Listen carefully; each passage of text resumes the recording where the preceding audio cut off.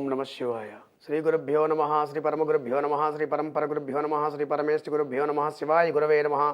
ఆదినాథ సమారంభం దత్తాత్రేయ మధ్యమామస్మదాచార్య పర్యంతం వందే గురు పరంపరాం. తీక్షణదంష్ట మహాకాయ కల్పాంతదహనోపమ భైరవాయ నమస్తుభ్యమనిజ్ఞం దాతుమర్హతి. శ్రీ కేదార్నాథ్ జగద్గురు దేవతాభ్యో నమ.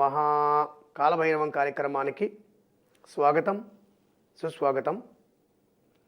ప్రపంచవ్యాప్తంగా జెమినీ టీవీ వీక్షిస్తున్నటువంటి ప్రేక్షక మహాశయులందరికీ కూడా నా నమస్సుమాంజలి.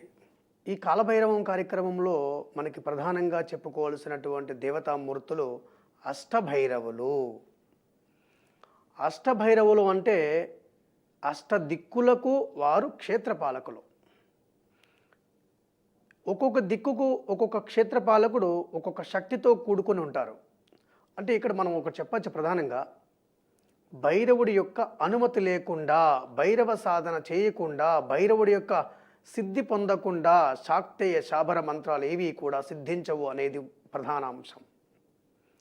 ప్రతి ఒక్కరూ కూడా ప్రథమంగా గణపతి ఆరాధన చేసిన తర్వాత కాలభైరవ ఆరాధన చేయాలి. కాలభైరవ ఆరాధన అంటే క్షేత్రపాలకుడు.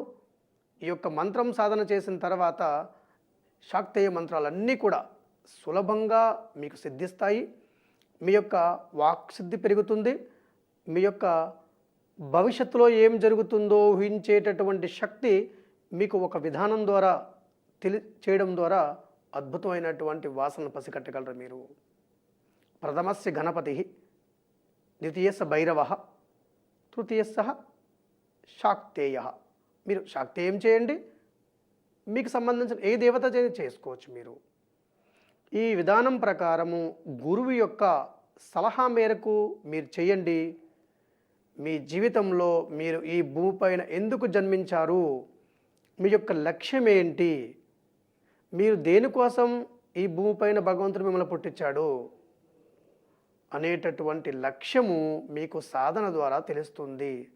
సాధన అంటే మీ యొక్క మనస్సు, మీ బుద్ధి, మీ శరీరాన్ని కూడా ఒక తాటిపైకి తీసుకువచ్చి మిమ్మల్ని అభివృద్ధి పదంలో నడిపించుకునేదే సాధన. దీనికి కేవలం భక్తి, శ్రద్ధ, మీ సంకల్పం. అష్టభైరవుల విషయానికి వచ్చేటప్పటికి తూర్పు దిక్కుకి మనకి అశతంగ భైరవుడు. అశతంగ భైరవుడు అంటే తూర్పు దిక్కుకు అధిపతి. ఆయన బ్రాహ్మీ శక్తితో ఉంటారు. ఈ బ్రాహ్మీ శక్తి ఎవరయ్యా అంటే విద్య, ఉన్నతమైనటువంటి ఆలోచన విధానం, మేధస్సు, తెలివితేటలు, జ్ఞాపక శక్తి, సరస్వతి యొక్క కరుణ, సరస్వతి యొక్క కటాక్షం. పండిత్యం చేసేవాళ్ళు, ఈ పూజారులుగా చేసేవాళ్ళు, మహానుభావులు, ప్రపంచంలో ఉన్నటువంటి వ్యక్తులందరినీ కూడా ఒక తాటిపైకి ఆధ్యాత్మిక వ్యవహారంపైకి తీసుకొచ్చే ఆధ్యాత్మిక గురువులందరూ కూడా ఈ యొక్క బ్రాహ్మీ శక్తి యొక్క ఆరాధన చేస్తూ ఉంటారు. అంటే సరస్వతి మాత యొక్క కటాక్షం. ఈ బ్రాహ్మీ మాత అంశవాహనంపై ఉంటుంది. ఈమెను ఆరాధన చేయడం వల్ల మనకు విద్యా సంబంధించిన వ్యవహారాల్లో అభ్యున్నతి వస్తుంది. అలాగే అష్టంగ భైరవుడు. అష్టంగ భైరవుడు అంటే మనకు ప్రధానంగా ఎప్పుడైనా సరే విద్యలో ఆటంకాలు వస్తున్నాయి అంటే అష్టంగ భైరవుడికి సంబంధించినటువంటి గాయత్రి మంత్రం ఉంటుంది. ఆ మంత్రాన్ని తూర్పు ముఖంగా కూర్చొని మీరు రోజు 108 జప సంఖ్యతో ఆరాధన చేయండి. మీకు ఉన్నతమైనటువంటి వాక్సిద్ధి కలుగుతుంది. అలాగే బ్రాహ్మీ శక్తి కూడా. ఓం బ్రాహ్మీ శక్తి సర్వతో మాం రక్ష రక్ష దుర్గే హుం ఫట్ స్వాహ. అంటే మన జీవితంలో ఎదురయ్యేటటువంటి దుర్గములన్నిటినీ కూడా పోగొట్టేటటువంటి శక్తి బ్రాహ్మీ శక్తి. విద్యా సంబంధించిన వ్యవహారాల్లో అభ్యున్నతిస్తుంది. మరొకటి ఆగ్నేయ దిక్కు. ఆగ్నేయ దిక్కుకు వచ్చేటప్పటికి ఇక్కడ రురుభైరవుడు ఆగ్నేయ దిక్కుకు అధిపతి. ఈయన మహేశ్వరి శక్తితో కూడుకొని ఉంటారు. ఈ మహేశ్వరి శక్తి అంటే ఆ యొక్క నందివాహనంపై ఉంటారు అమ్మవారు. ఈ యొక్క భైరవుణ్ణి, రురుభైరవుణ్ణి ఆరాధన చేయడం వల్ల మన ఇంట్లో ఉండేటటువంటి వాస్తు సంబంధించిన దోషాలు అంటే ఎక్కువగా మన జ్యోతిష్కులు చెప్తూ ఉంటారు, మీ ఇంట్లో వాస్తు దోషం ఉంది, ఆగ్నేయం బాగుండలేదు, నైరుతి బాగుండలేదు, అందుకే ఇబ్బందులు అనుభవిస్తున్నారని చెప్తూ ఉంటారు. వీటి ఆలోచన ఏదైతే ఉందో దానికి సంబంధించిన సాధన రురు భైరవుడు మాహేశ్వరి. ఓం మాహేశ్వరి సర్వతో మాం రక్ష రక్ష దుర్గే హుంపట్ స్వాహ. ఈ మాహేశ్వరి అమ్మవారిని ఆరాధన చేయడం వల్ల మీ ఇంట్లో ఆ యొక్క నంది పైన వెళుతున్నటువంటి పరమేశ్వరుడు పార్వతీమాత యొక్క చిత్రపటాన్ని మీ ఇంటి యొక్క సింహద్వారం పైన ఉంచుకోవడం వల్ల, ప్రతిరోజు కూడా ఆ యొక్క నంది వాహనం పైన ఉన్నటువంటి ఆ అమ్మవారిని స్వామివారిని మీరు దర్శించుకోవడం వల్ల ఆ రోజంతా కూడా మీకు శుభప్రదమవుతుంది. అలాగే ప్రధానంగా రురుభైరవుడు వాస్తు సంబంధించిన దోషాలు పోగొట్టేటటువంటి శక్తి. అంటే రురుభైరవుడికి సంబంధించినటువంటి యంత్రాలు కూడా మనకు బయట పండితులు రాసిస్తూ ఉంటారు. ఈ యొక్క యంత్రాన్ని భూమిలో నిక్షిప్తం చేసిన, మన ఇంటి సింహద్వారానికి వేలాడదీసిన, దీని యొక్క దోషాలు పోగొట్టుకోవడంలో అద్భుతమైన ఫలాలను ఇస్తూ శక్తి రురుభైరవ శక్తి. మరి యొక్క శక్తి దక్షిణ దిక్కు. దక్షిణ దిక్కు యముడికి సంబంధించిన దిక్కుగా చెప్తాము. ఈ దిక్కులో చండభైరవుడు అధిపతిగా ఉంటారు. ఈ చంద్రభైరవుడికి సంబంధించినటువంటి శక్తి కౌమారి శక్తి. ఓం కౌమారి సర్వతో మాం రక్ష రక్ష దుర్గే హుంపట్ స్వాహ. ఎవరైనా మనకి విపత్కర పరిస్థితులు వస్తున్నాయి, మీ జీవితంలో ఎక్కువ ప్రమాదాలు ఉన్నాయి, లేకపోతే అపముచ్చు దోషం ఉంది, ప్రమాదకరమైనటువంటి వాతావరణాలు ఎక్కువ కనిపిస్తున్నాయని ఎవరైనా పండితులు సూచించినప్పుడు అందరూ కూడా మృత్యుంజయ హోమం, ఐష్ హోమం చేస్తూ ఉంటారు. వీటితో పాటుగా చండభైరవ ఆరాధన, చండభైరవ గాయత్రి చేసిన, అలాగే ఆ దిక్కుకు అధిపతి అయినటువంటి కౌమారి అమ్మవారిని ఈ యొక్క మంత్రం ఓం కౌమారి సర్వతో మాం రక్ష రక్ష దుర్గే ఉంపట్ స్వాహ, ఈ మంత్రాన్ని జపించడం వల్ల మీకు ఎలాంటి అపస్మారక పరిస్థితులు ఎదురైనా కూడా వాటి నుంచి బయటపడేసేటువంటి అద్భుతమైనటువంటి మహామంత్రం. అలాగే నైరుతి. నైరుతి దిక్కుని మనము ఒక రకంగా చెప్పాలంటే, నైరుతిలో ఇబ్బంది ఉంది అంటే ఇల్లంతా ఇబ్బందుల్లో ఉన్నట్టు లెక్క. నైరుతి బలిష్టంగా బలంగా ఉంటే ఆ ఇల్లు ఆ ఇంట్లో ఉన్నటువంటి వాళ్ళు సుఖంగా ఆనందంగా ఉన్నారని చెప్పొచ్చు. అలాంటి నైరుతి దిక్కు అధిపతి క్రోధ భైరవుడు. మనం చూస్తూ ఉంటాం, పిల్లలు ఎక్కువగా ప్రతి చిన్న విషయానికి కూడా కోపం పడుతూ ఉంటారు, ఉద్రేకం పడుతూ ఉంటారు, మాటకి మాట సమాధానం చెప్తూ ఉంటారు. ఇలాంటి వ్యవహారం, మన ఇంట్లో ఉన్న కోపాన్ని, తాపాన్ని, ఉద్రేకాన్ని, పగలను తగ్గించుకొని మనమంటే ఏంటో తెలుసుకునేటటువంటి సాధన క్రోధ భైరవుడి వల్ల చేయాలి. ఆ క్రోధ భైరవుడికి సంబంధించిన శక్తి వైష్ణవీ మాత. ఓం వైష్ణవి సర్వతో మాం రక్ష రక్ష దుర్గే ఉంపట్ స్వాహ. ఈ యొక్క వైష్ణవీ మాత యొక్క మంత్రాన్ని జపించండి. మీ పిల్లలతో మననం చేయమని చెప్పండి. ఆ యొక్క వైష్ణవీ మాత ఆశీస్సుల వల్ల, ఆ యొక్క క్రోధ భైరవుడి యొక్క ఆశీస్సుల వల్ల మీ ఇంట్లో ప్రశాంతమైన వాతావరణం వస్తుంది. ఇక్కడ ఒక చిన్న ఉదాహరణ మీకు నేను చెప్తూ ఉంటాను. 13 సంవత్సరాల లోపు పిల్లలందరూ కూడా కఫ సంబంధించినటువంటి దోషంతో బాధపడుతుంటారు. అంటే ఆ వయసులో ఉన్న వాళ్ళందరికీ కూడా ఎక్కువగా కఫం పెరిగిపోతుంది, శ్లేష్మం పెరిగిపోతుంది. శ్లేష్మం అంటే మనం కెళ్ళు అంటాము. అది బరువైనది, గురుత్వాకర్షణ కలిగినది. దీనివలన వాళ్ళకి బద్ధకం ఉంటుంది, చెప్పింది అర్థం చేసుకోలేని పరిస్థితిలో ఉంటారు. వీళ్ళందరికీ మీరు చేయాల్సినటువంటి ఒక చిన్న పరిహారం ఏమంటే అమ్మ, వారిని వీలైనంత వరకు కూడా రాత్రి 8:30 తర్వాత టీవీ చూడకుండా నిద్రపోవడానికి ప్రయత్నం చేయండి. వాళ్ళు నిద్రించడానికి ప్రయత్నం చేయండి. వారికి ఎంత నిద్ర కావాలంటే అంత నిద్రపోమని చెప్పండి.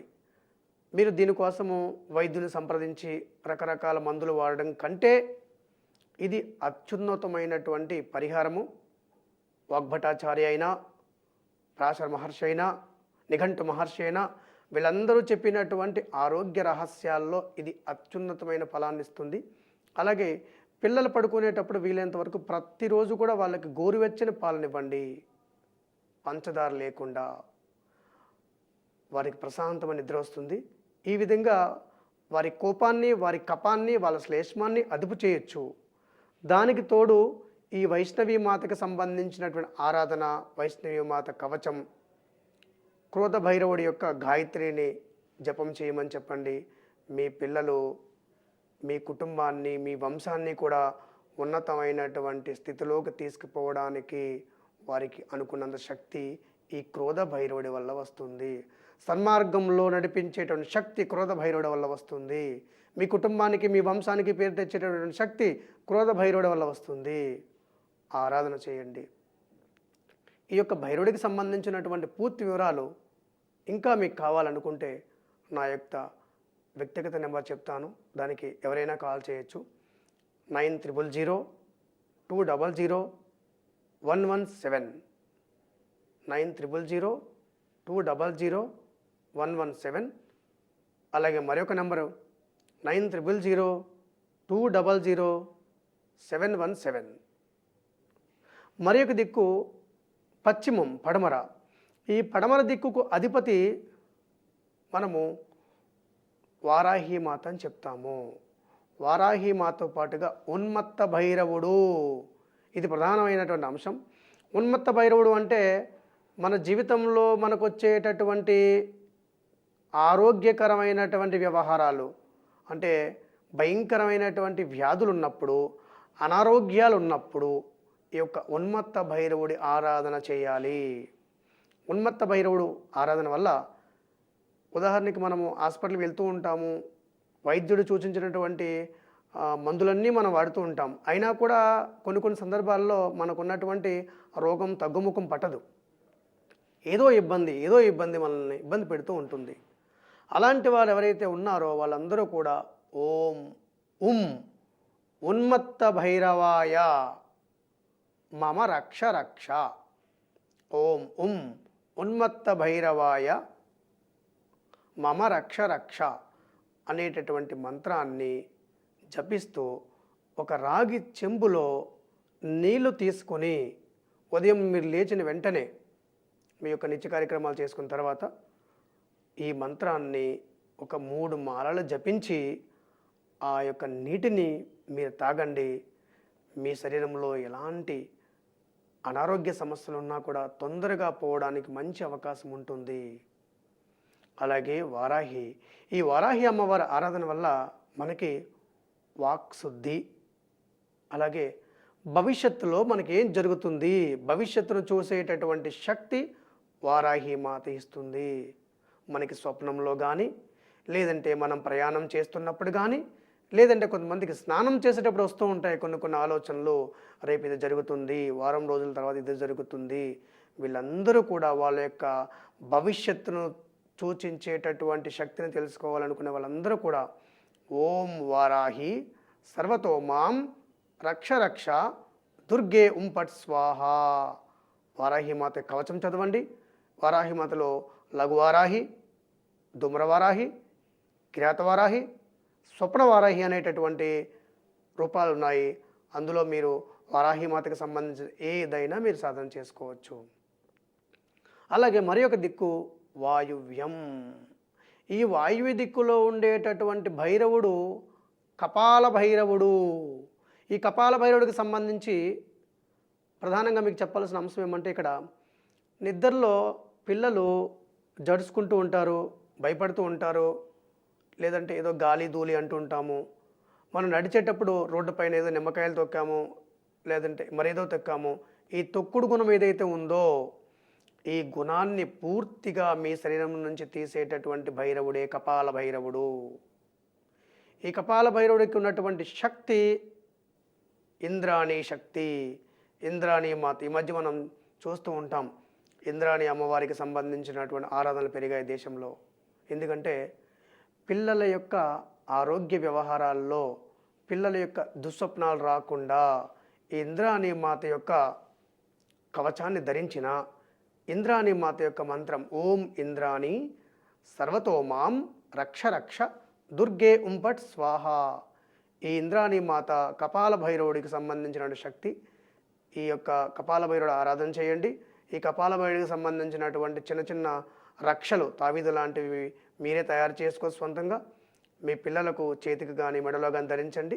దుస్వప్నాలు రాకుండా, ఎలాంటి చెడు కళలు రాకుండా వాళ్ళకి ప్రశాంతమైనటువంటి వాతావరణం ఉంటుంది.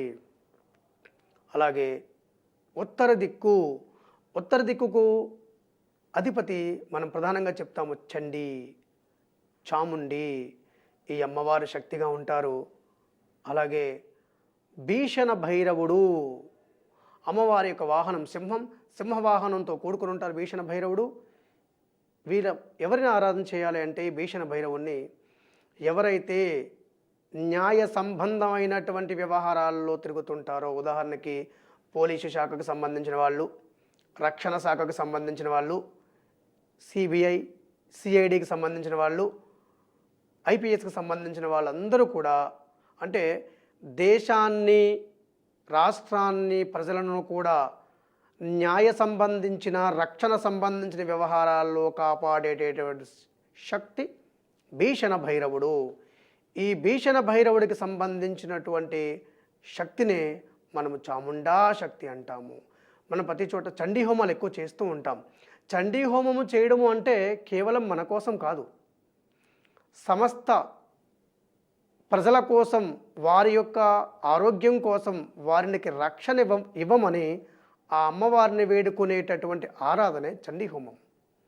ఎక్కడైతే చండీ హోమాలు జరుగుతూ ఉంటాయో ఆ ప్రాంతం అంతా కూడా సుభిక్షంగా ఉంటుంది. ఆ చండీ హోమం చేసినటువంటి ఆ మహానుభావులు, ఆ యజమానులు ఎవరైతే ఉన్నారో వాళ్ళ జీవితంలో లోటు అనేది ఉండదు. ఎందుకంటే ఈ చండీ హోమంలో 700 మహా శ్లోకాలు ఉంటాయి, 13 అధ్యాయాలతో సాగుతుంది. ఈ చండీ హోమాన్ని చేసుకునేటటువంటి విధానంలో కూడా చిన్న మార్పు. భైరవుడికి సంబంధించిన మంత్రాలతో సంపుటీకరణ చేస్తూ చండీ హోమం చేస్తే మీ జీవితంలో మీకు నాకు ఇది కావాలి అనే ప్రశ్నే ఉండదు. మీ సంకల్ప బలం ఏదైతే ఉందో అది శీఘ్రంగా నెరవేరుతుంది. అలాగే భైరవుడికి సంబంధించిన మూలమంత్రాలతో కలిపి చండీ హోమం చేయండి. ఎక్కడైనా కూడా మీకు తెలిసినటువంటి పండితులతో చేయించుకోండి. దానివల్ల అద్భుతమైన ఫలితాలు వస్తాయి. దీనికి ఓం చాముండి సర్వతో మాం రక్ష రక్ష దుర్గే ఉంపట్ స్వాహ. రక్షణ కావాలనుకునే వాళ్ళందరూ కూడా, అంటే రక్షణ సేవను అందించిన ఆఫీసులందరూ కూడా వాళ్ళ యొక్క నిధి నిర్వహణ కోసం కార్యక్రమాలకు వెళ్తూ ఉంటారు. వారి వారి భార్యలు, వారి వారి పిల్లలందరూ కూడా ఈ అమ్మవారి ఆరాధన, ఈ భీషణ భైరవుడికి ఆరాధన వల్ల వాళ్ళ కుటుంబంలో ఎలాంటి ఆపదలు లేకుండా సురక్షితంగా ఉండగలిగే అవకాశం ఉంటుంది. అలాగే ఈశాన్య దిక్కు అంటే అత్యున్నతమైనటువంటి దిక్కు ఏదైనా ఉంది అంటే ప్రపంచంలో ఈశాన్యం. ప్రతి ఇంటిలో కూడా ఈశాన్యం బాగుంటేనే అన్నీ బాగున్నాయి అనేటటువంటి వాతావరణం వస్తుంది. ఈ ఈశాన్య దిక్కుకు అధిపతి సంహార భైరవుడు. ఈ సంహార భైరవుడు మనకి మహాలక్ష్మి శక్తితో కూడుకొని ఉంటారు. ఈ యొక్క శక్తి ఎలాంటిదయ్యా అంటే అష్టైశ్వర్య భోగభాగ్యాలనిచ్చేటటువంటి శక్తి ఈశాన్య దిక్కు. ఆ ఈశాన్య దిక్కు మహాలక్ష్మి యొక్క ఆరాధన. ఓం మహాలక్ష్మి సర్వతో మాం రక్ష రక్ష దుర్గే ఉంపట్ స్వాహ అని చదువుతూ సంహార భైరవుడికి సంబంధించిన కవచం కానీ, సంహార భైరవుడికి సంబంధించినటువంటి గాయత్రి కానీ చదవడం వల్ల మీ జీవితంలో అద్భుతమైన ఫలితాలు వస్తాయి. డబ్బుకు ఎలాంటి లోటు లేకుండా మిమ్మల్ని అభివృద్ధి పదం వైపు నడిపించేటువంటి శక్తి సంహార భైరవుడు, మహాలక్ష్మి శక్తి. ఈ 8 మంది భైరవుల్ని కూడా ఎవరెవరికి ఏ సమస్య ఉంది, ఏ ఆరాధన చేసుకోవాలి అనేది నేను చెప్పినటువంటి ఈ విధానాన్ని పాటించి మీరు వారి వారి దేవతలను ఆరాధన చేయండి. తప్పకుండా అద్భుతమైన ఫలితాలు మీరు అనుభవిస్తారు. అలాగే ఇక్కడ మనకి ఒక విషయం చెప్పవలసి ఉంది. సమాజం, ఈ సమాజంలో మనం అందరం కూడా పరమాత్ముడి నుంచి ఉద్భవించాము, అంటే ఏకత్వం నుంచి ఉద్భవించాము ఈ భూమిపైకి. అంటే మనందరం కూడా సహోదరులం, కలిసిమెలిసి ఉండాలి. ఇక్కడ మనకి మతం లేదు, కులం లేదు, భాష లేదు, మనమంతా మానవులం. మానవత్వంతో కూడుకొని ఉండాలి అనేటువంటి సంకల్పంతో భగవంతుడు మనందరినీ కూడా ఈ భూమి పైన సృష్టింపచేశారు. ఇక్కడ మనం చేయాల్సింది ఏమంటే ఉదాహరణకి ఒక వ్యక్తి కడుపు నిండా భోజనం చేస్తున్నారు అంటే అది అతని గొప్పతనం కాదు. అతని చుట్టూ ఉన్నటువంటి సమాజంలో కొంతమంది ఇచ్చినటువంటి ఆ ధనం వల్ల, అంటే సమాజం నుంచి వస్తున్నటువంటి డబ్బుతోనే మనం బ్రతుకుతున్నాం. సమాజం నుంచి వస్తున్నటువంటి పేరు ప్రతిష్టలతోనే మనం జీవిస్తున్నాం. కానీ ఇక్కడ సమాజాన్ని మర్చిపోతూ ఉంటాం. సమాజంలో మనం చేయాల్సింది వారి వారి యొక్క స్థాయిని ప్రకారం వారు ఏ కర్మ చేసినా దానం చేయండి, లేదంటే ఏదైనా అనాథలకు ఆశ్రయాన్ని కల్పించండి, వారికి తిండికి సంబంధించినటువంటి దాన ధర్మాల్లో పాల్గొనండి. దీని ద్వారా మీ యొక్క పూర్వజన్మకు సంబంధించిన వ్యవహారాల్లో, రాబోయే జన్మకు సంబంధించిన వ్యవహారాల్లో ఉత్తమమైనటువంటి గతులు సంపాదించుకోగలరు. మనం సంపాదించే ప్రతి రూపాయి కూడా సమాజం నుంచి వస్తుంది. సమాజానికి ఎంతో కొంత చేయాలి.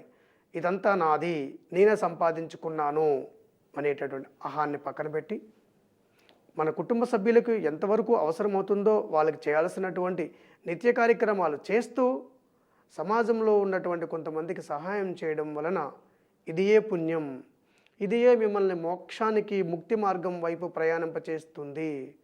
దీని ద్వారా మీ జీవితాల్లో ఆనందం, అంటే పరమాత్ముడు మనల్ని ఈ భూమిపైకి ఒక లక్ష్యంతో సృష్టించాడు కాబట్టి ఆ లక్ష్యం అదే ఉంటుంది. మనం బ్రతకాలి, మనతో పాటుగా 10 మందిని బ్రతికించాలి. అప్పుడే ముక్తికి మోక్షానికి కారకులం అవుతూ ఉంటారు మహానుభావులు. శ్రీకృష్ణ ప్రభువు చెప్తూ ఉంటారు, మన దుఃఖాలను మనం దూరం చేసుకొని ఇతరుల దుఃఖాలను ఎప్పుడైతే దూరం చేయగలగడానికి మనం కష్టపడతామో, మనం శ్రమిస్తామో వాళ్ళు మాత్రమే ముక్తికి అర్హులు, మోక్షానికి అర్హులు. అలా వీలైనంతవరకు కూడా ప్రతి ఒక్కరూ కూడా ఇతరులకు సేవ చేయడానికి మనకున్నటువంటి స్థితిలో మీ మనసును ఖర్చు పెట్టండి. తప్పకుండా ఈ సమాజం అభివృద్ధి చెందుతుంది. రాబోయే కాలంలో కూడా మన దేశం ఒక అత్యున్నతమైనటువంటి స్థితిలోకి వెళ్ళే అవకాశం కనిపిస్తుంది. ఎందుకంటే ఈ ప్రపంచంలోనే ఆధ్యాత్మిక కార్యక్రమాలు, ఆధ్యాత్మిక ప్రసంగాలు జరుగుతున్నది కేవలం మన ఈ భారత భూభాగం పైన. దీనికి అందరూ గర్వించదగ్గాల్సిన విషయం ఇదంతా కూడా. మహానుభావులు, గురువులు, సాధులు, సంతులు ఎంతోమంది ఉపన్యాసాల ద్వారా ప్రజల్ని వారున్నటువంటి కామ, క్రోధ, మోహ, లోభ, మద, మాశ్చర్యాల నుంచి బయటపడడానికి అనేక రకాల ఆసనాలు, ప్రాణాయామాలు, యోగాలు, అనేక రకాల కార్యక్రమాలు సూచిస్తున్నారు.